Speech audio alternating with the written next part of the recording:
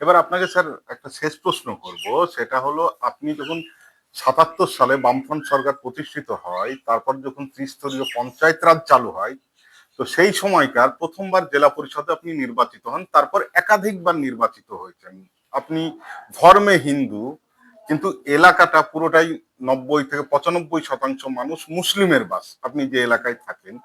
তো আপনি একজন হিন্দু হয়ে বা একজন শিক্ষক হয়ে কোন রাজনীতিতে তো আপনাকে দেখিনি হিন্দু মুসলমান বলে ভোট চাইতে। আজকে কেন এইরকম পরিস্থিতি আমাদের রাজ্যে, আমাদের জেলায়, আমাদের দেশে তৈরি হচ্ছে বলে আপনার মনে হয়? এটা পরিকল্পিত, এটা মানুষের কাম্য নয়। তার কারণ কর্পোরেট বা ক্ষয়িষ্ণু পুঁজিবাদ তাদের শেষ অবলম্বন হিসাবে সাম্প্রদায়িকতা এবং ধর্মীয় জিগিরটা মানুষের মধ্যে নিয়ে আসে। এইটা হচ্ছে এদের পরিকল্পনা।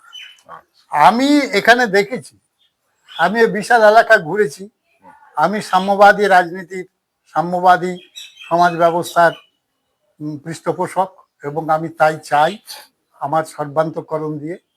সেজন্য আমি এই যে শতকরা এই রানীনগর বিধানসভা কেন্দ্রে শতকরা 20% হচ্ছে হিন্দু ভোট, আর শতকরা 80% হচ্ছে মুসলিম ভোট।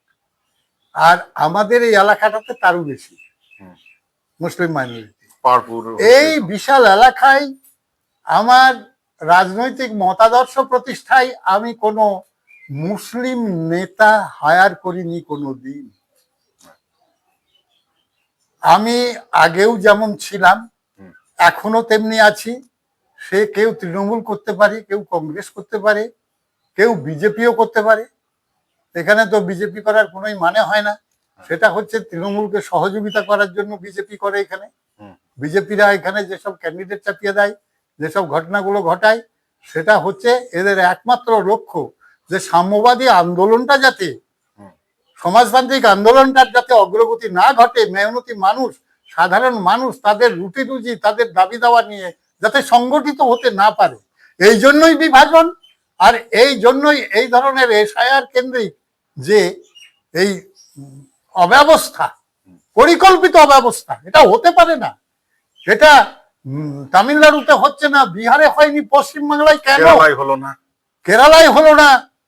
কেন? এটা কেরালায় যে ভোট বাদ গিয়েছে তার জন্য কেরালার যে সরকার এবং কেরালার যে অন্যান্য যেসব গণতান্ত্রিক দল, তারা সমবেতভাবে কেরালা বিধানসভায় আলোচনা হয়েছে এবং সমবেতভাবে নির্বাচন কমিশনকে চ্যালেঞ্জ করেছে যে তুমি এই যে 9 লক্ষ কাটলে কেন, কিভাবে, কোনটা কাটলে আমাকে বুঝিয়ে দাও। এটা তো বলে না। এ চলে যায় কিসের নাম হবে, কিসে ভোট বাড়বে? এরা তো 2-1।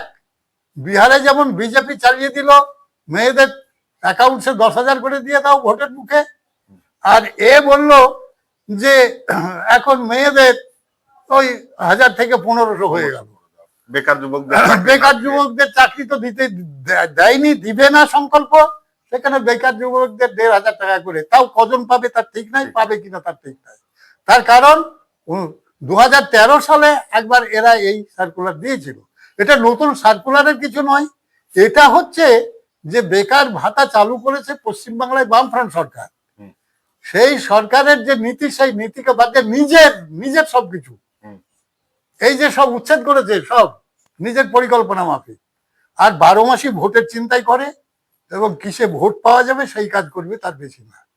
এর কাছে দুর্গাপুজোর জন্য কোনো পুজো মণ্ডপ থেকে 1 পয়সা কোনোদিন চাইনি, এর নিজের ইচ্ছাতে দিয়েছে ভোট কেনার জন্য।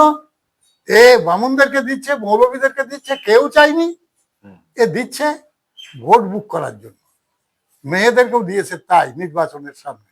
আমাদের এই দেশ আমাদেরকে এটাই জানে তো যে অশিক্ষিত করে রেখেছে এতদিন ধরে, আবার শিক্ষার সুযোগ থেকে বঞ্চিত করছে নতুন করে পরিকল্পনায়, যার ফলে এই বিভ্রান্ত করা এইসব মানুষকে খুব সহজ।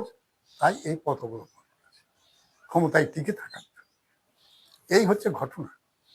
অনেক অনেক ধন্যবাদ স্যার।